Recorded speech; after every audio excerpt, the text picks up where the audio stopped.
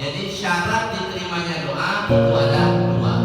Yang pertama memuji Allah dengan ucapan minimal alhamdulillah. Adapun alhamdulillah rabbil alamin. Adapun boleh ditambah. Biasanya kan ustaz-ustaz kita temu kita tambahnya alhamdulillah rabbil alamin hamdan yuwafi ni'amahu wa yukafi mazidah. Boleh, tidak ada masalah. Itu puji-pujian kepada Allah minimal alhamdulillah. Kemudian sholawat kepada Rasulullah.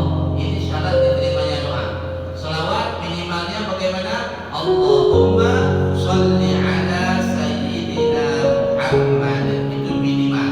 Baru kemudian doa sama Allah panjang kali lebar kali tinggi sampai berbuih mulut kita. Doa terus, enggak marah Allah. Karena Allah itu paling senang kalau kita banyak meminta kepada Allah. Semakin banyak kita meminta kepada Allah, maka Allah semakin senang kepada kita. Tapi semakin kita tak pernah minta sama Allah, ini Allah nanti kurang senang dengan permintaan kita. Makanya kita akan dikasih kesempatan sama Allah untuk berdoa.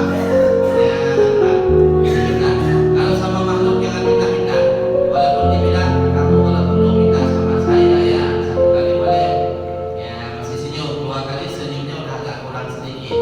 Tiga kali gigi gerahapnya dikit. Nah, kasih kita bantuan ya angkat balik mulainya. Ya nanti kalau ketiga ubah. Kemudian berdoa dalam keadaan suci dan menghadap ke arah kiblat. Ya, jadi doa juga asal-asal. Enggak kemana di dalam berdoa. Kecuali kita nggak tahu arah kiblat. Tapi kalau tahu arah kiblat sebaiknya berwudu dulu kalau banyak air. Kemudian baru hadap kiblat doa sama Allah.